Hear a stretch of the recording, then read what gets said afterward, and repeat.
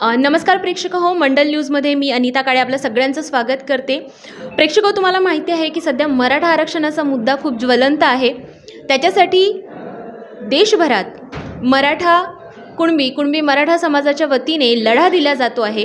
आज आपल्यासोबत आहेत मराठा सेवा संघाचे संस्थापक अध्यक्ष आणि संभाजी ब्रिगेडचे संस्थापक श्री पुरुषोत्तम खेडेकर सर तुमचं मंडल न्यूजमध्ये स्वागत आहे. जय जाऊ. पहिला प्रश्न तुमच्यासाठी हा राहील की सध्याचा हा मराठा आरक्षणाचा विषय खूप ज्वलंत आहे आणि याला घेऊन देशभरात एक चळवळ सुरू झालेली आहे. आता मला सांगा, याबद्दल तुमचं काय मत आहे? मंडल न्यूजच्या प्रेक्षकांचं स्वागत आहे. सध्या महाराष्ट्रात आणि अगदी देशभरातही मराठा, गुर्जर, जाट आणि अन्य समूह एकत्रित येऊन आरक्षणाची जी मागणी करतायत, ही मागणी करण्याचा त्यांना निश्चित अधिकार आहे आणि ती मागणी पदरात पाडून घेण्यासाठी त्यांनी संवैधानिक मार्गांचा अवलंब केला पाहिजे, ही मराठा सेवा संघाची भूमिका आहे.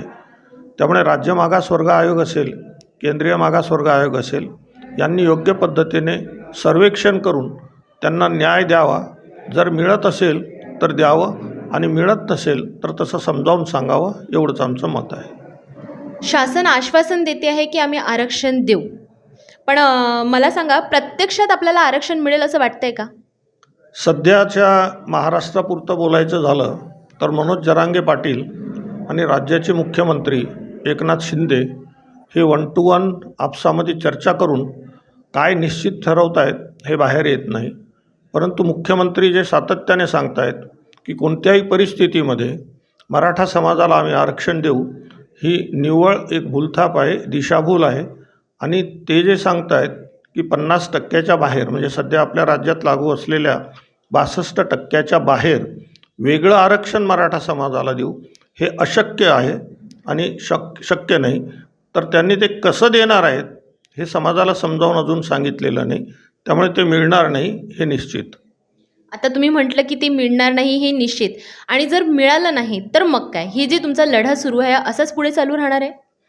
नाही, आता लढा ज्यांनी सुरू केला आहे त्यांच्यासोबत राज्य सरकार आणि विशेषतः मुख्यमंत्र्यांनी संवाद साधून त्यांना विश्वास देऊन समजावून सांगणं गरजेचं आहे. आणि जो काही नियोजित मुंबईपर्यंत जाणारा मोठा एक आंदोलनाचा भाग आहे तो त्यांनी थांबवला पाहिजे, असं आम्ही गेल्या 4 दिवसापासून आणि महिन्याभरापासूनही मुख्यमंत्र्यांना वेळोवेळी आवाहन केलेलं आहे. त्यांनी जे काही आपल्या अमरावतीच्या बच्चू कडूपासून अनेक लोकांना पाठवलं आहे, आज असं लक्षात आलेलं आहे की जे बच्चू कडू मध्यस्थी करायला जात होते ते सुद्धा एक आंदोलक म्हणून आज मुंबईकडे वाटचाल करत आहेत. त्यामुळे हे मुख्यमंत्री आणि राज्य सरकार यांचं अपयश आहे, एवढंच आपल्याला म्हणता येईल सध्या. म्हणजे एकंदरीत असं म्हणता येईल की जरांगे पाटलांचा जो सध्या मोर्चा मुंबईकडे निघाला आहे त्याला मराठा सेवा संघाचं समर्थन नाही? नाही, मराठा सेवा संघाचं समर्थन नाही, कारण की मराठा सेवा संघ त्याच्यामध्ये तसा सहभागी नाही. त्यांनी आरक्षणाची केलेली मागणी जी आहे त्याला आमचं समर्थन आहे. म्हणजे सेवा संघाच्या मागण्या आणि जरांगे पाटलांच्या मागण्या या एकच आहे? होय, मराठा समाजाला ओबीसीमध्ये घ्या, ही आमची मागणी आहे, ती त्यांची मागणी आहे. जर मागण्या एक आहे तर समर्थन का नाही? नाही, आम्ही सांगितलं ना की हे आंदोलनाचा आमचा जो अभ्यास आहे, आमचा जो कयास आहे, आमचे काही सर्व समाजाचा एक कुठली संघटना नाही. जरांगे पाटील हे नवीन पिढीतील नवीन खतखत्या मुलींच्या मनाचा एक, असं म्हणता येईल आपण, की एक प्रतिनिधित्व करणारा नेता उदयास आलेला आहे. ते त्यांचे मार्ग त्यांच्या पद्धतीने अवलंबत आहेत. मराठा सेवा संघाचं म्हणणं एकच आहे की मराठा समाज जर ओबीसीस पात्र आहे तर त्यासाठी राज्य मागासवर्ग आयोगाच्या माध्यमातून योग्य पद्धतीने सर्वेक्षण करून घ्यावं आणि ते जर सकारात्मक आलं तर आम्हाला ते आरक्षण मिळावं. दुसरं आमच्या असं लक्षात येतं की आपल्या अगदी विदर्भातलाच आरक्षणाचा इतिहास जर आपण बघितला तो काही मोठा सुखावह नाही. गोवारी हत्याकांड आपल्याला सर्वांना आरक्षणाच्यासाठी झालेलं माहीत आहे. आणि त्यामुळे अशा पद्धतीच्या आंदोलनातून उद्या जर काही हिंसक वळण मिळालं आणि त्यातून काही गैरप्रकार घडला किंवा पुन्हा काही अशा पद्धतीचे काही गोळीबार होऊन मुलं मुली मारल्या गेले तर ते नसावं, नको, ही आमची भावना आहे. त्यामुळे आम्ही त्यापासून दूर आहोत.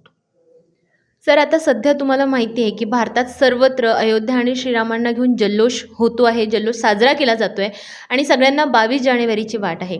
अशा वेळेस या सगळ्या वातावरणात हा जो जरांगे पाटलांचा मोर्चा मुंबईकडे निघाला आहे की एकंदरीत हे काही जो काही आरक्षणासाठीचा लढा सुरू आहे, याने समाजात संभ्रम निर्माण होणार किंवा कुठल्या प्रकारचा गैरसमज निर्माण होणार असं वाटत नाही का? 100% ते होत आहे आणि म्हणून आम्ही आपल्या मंडल न्यूजच्या माध्यमातून पुन्हा एकदा यापूर्वी जशी विनंती केली तशी राज्य सरकार आणि मनोज जरांगे पाटील आणि त्यांच्या सहकाऱ्यांनाही करतो आहे की राज्य मागासवर्ग आयोग सध्या राज्यभरामध्ये सर्वेक्षण करत आहेत. त्या सर्वेक्षणासाठी लागणारा कालावधी हा बराच काही महिन्यांचा किंवा वर्षाचाही असू शकतो. त्यामुळे राज्य सरकारसोबत वाटाघाटी करत असताना एक त्यांची जी मागणी होती की मराठवाड्यातील जास्तीत जास्त लोकांचे कुणबी दाखले मिळावेत, त्याचं बरंचसं काम सुरू आहे, ते चालू राहील. पाहिजे त्या प्रमाणामध्ये जरी ते दाखले मिळाले नसले तरी एक छोटासा का होईना त्यातला भाग पदरी पडलेला आहे आणि राज्य मागासवर्ग आयोग सर्वेक्षण करत आहे. त्यांना लागणारा जो कालावधी आहे तोपर्यंत हे आंदोलन स्थगित ठेवावं असा आमचा सल्ला आहे. सर, आता एक प्रश्न मुलांच्या दृष्टिकोनातून विचारते की सध्या तुम्हाला माहिती आहे सगळीकडे परीक्षेचं वातावरण आहे. 10वी 12वीच्या परीक्षा आता पुढे येऊन ठेपलेल्या आहेत आणि एकंदरीत हे असं विद्यार्थ्यांसाठी प्रेशरचं वातावरण असताना देशात या सगळ्या गोष्टी घडतात, या सगळ्या अशा घडामोडी होतात आहेत. या सगळ्यांचा परिणाम कुठे ना कुठे काही प्रमाणात का होईना या सगळ्यांवर किंवा या विद्यार्थ्यांवर होणार नाही का?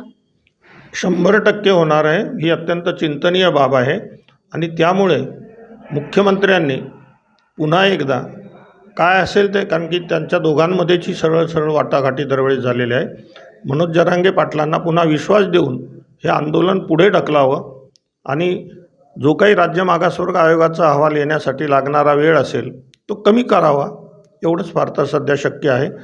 अन्यथा मुलामुलींचं केवळ शाळेचं महाविद्यालयाच्या परीक्षेचंच नाही तर अन्यही नुकसान होऊ शकतं. म्हणजे भावी पिढी घडवण्यासाठी म्हणा किंवा त्यांच्या करिअरच्या माध्यमातून भावी पिढीच्या पुढच्या भविष्यासाठी म्हणा, त्यांच्या करिअरसाठी म्हणा, एकंदरीत जो काही हा लढा आरक्षणासाठी तुम्ही करताय हा त्यांच्याचसाठी करता आहे, त्या पिढीसाठीच करता आहे, जेणेकरून त्यांना पुढे या सगळ्या गोष्टींचा फायदा व्हावा. आणि आज या पद्धतीचं असं वातावरण त्या मुलांच्या भविष्यासाठी पण म्हणा घातकच आहे. 100% ते मान्य आहे. म्हणून मग मी पुन्हा तेच म्हणलं की आपण सर्वजण समाजाचे सहानुभूतीदार आहोत, तरुण मुलामुलींचे सहानुभूतीदार आहोत. परंतु आपण कोणीही मनोज जरांगे पाटील किंवा मुख्यमंत्री एकनाथ शिंदे यांना स्पष्टपणे सांगून त्यांचे कोणी बॉस नाही किंवा त्यांना समजावून सांगू शकत नाही. आपल्या माध्यमातून हा निरोप त्यांच्यापर्यंत जावा आणि त्यांनी ती कृती करावी एवढीच आम्ही फार तर विनंती करू शकतो. सर, मंडल न्यूजच्या माध्यमातून तुम्ही काय आवाहन कराल कुणबी मराठा कुणबी समाजातील लोकांना आणि या आरक्षणाला म्हणा किंवा या मुद्द्याला म्हणा किंवा सध्याच्या या सगळ्या वातावरणाला, परिस्थितीला त्यांनी कशा पद्धतीने घ्यावं? माझी कुणबी मराठा कुणबी मराठा आणि कुणबी समाजातील सर्व तरुण तरुणींना, युवकांना आणि समाजातील बंधू भगिनींना नम्र विनंती आहे की आपले जे हक्काचं आहे ते मागण्याचा आपल्याला अधिकार आहे, परंतु त्यासाठी आपण लोकशाहीचे पाईक आहोत.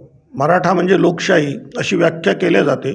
त्यामुळे आपल्याला जे काही मार्ग दिलेले आहेत की त्या मार्गाने संवैधानिक पद्धतीने आपलं आरक्षण पदरात पाडून घेणे, कुठल्याही पद्धतीचं हिंसक वळण लागेल अशा पद्धतीचं आंदोलन न करणे किंवा असं आंदोलन करणे की ज्यामुळे आपला आणि इतरांचंही नुकसान होऊ नये याची आपण सर्वांनी काळजी घ्यावी. कारण की आपण सर्व मराठा म्हणल्यानंतर सर्व महाराष्ट्रात राहतो तो मराठा ही व्यापक व्याख्या जरी असली तरी अलीकडच्या काळामध्ये मराठा हा शब्द थोडा संकुचित झालेला आहे. त्या अंगाने का होईना आपली एक जबाबदारी आहे की आपलं हित आणि सर्व समाजाचं हित ते आपण जोपासावं, हीच आपल्या सर्वांकडून एक अपेक्षा आहे. धन्यवाद. एक प्रश्न विचारते सर, छत्रपती शिवाजी महाराजांच्या विचारांना घेऊन ही सेवा संघ काम करत असते आणि आज एकंदरीत ज्या दिशेने समाज जातो आहे किंवा छत्रपती शिवाजी महाराजांच्या विचारांना कुठेतरी दुर्लक्षित केल्या जात आहे, तर तुम्हाला असं वाटत नाही का की आजच्या या सगळ्या एकंदरीत वातावरणात महाराजांच्या विचारांची खूप जास्त गरज आहे? महाराजांनी ज्या पद्धतीने स्वराज्य घडवलं किंवा त्यांच्या प्रजेला घेऊन ते पुढे चालत होते, एक खंबीर नेतृत्व महाराजांचं जे होतं, अशा पद्धतीचं नेतृत्व आपल्या समाजासाठी आज आवश्यक आहे. 100% छत्रपती शिवाजी महाराजांच्या विचारांची, कार्यांची आपल्याला गरज आहे. शिवाजी महाराजांचं नाव आपण सर्वच जण घेत असलो तरी छत्रपती शिवाजी महाराजांचं जे खरं काही काम आहे, जे लोककल्याणकारी विचार आहेत, त्यांची जी प्रतिमा आहे ती कुळवाडी भूषण, सर्वसामान्यांचा प्रतिनिधी आणि अगदी शेवटच्या स्तरातील घटकांचा, लोककल्याणाचा विचार करणारा राजा, ती बाजूला पडलेली आहे. आणि प्रतिगामी शक्ती, प्रामुख्याने आपल्या राज्यामध्ये RSSच्या अंतर्गत काम करणाऱ्या ज्या संस्था आणि काही चळवळी आहेत, त्यांना छत्रपती शिवाजी महाराजांचं ब्राह्मणीकरण करण्यामध्ये आणि त्यांच्या विचारांचं एक वेगळ्या पद्धतीने विकृतीकरण करण्यामध्ये यश आलेलं आहे. आणि आमची ताकद कमी पडलेली आहे. तर ती ताकद वाढवणे आणि शिवाजी महाराजांचं खरं जे काही कार्य आहे ते लोकांसमोर आणणे हा प्रयत्न सातत्याने सुरू आहे. आणि त्यासाठीच पुन्हा एकदा आम्ही बाहेर पडलेलो आहोत. धन्यवाद सर. आज मराठा आरक्षणाचा मुद्दा जरी ज्वलंत असला तरी मराठा सेवा संघाच्या वतीने खेडेकर सरांचं म्हणणं एकच होतं, आम्ही हक्कासाठी लढू, मात्र समाजाला कुठल्याही प्रकारचा त्रास होणार नाही या सगळ्या गोष्टींचा विचार करूनच आम्ही लढाई लढू. मंडल न्यूजसाठी मी अनिता काळे, कॅमेरामॅन शुभम अग्रवालसोबत. व्हिडिओ लाईक करा, शेअर करा, सबस्क्राईब करा.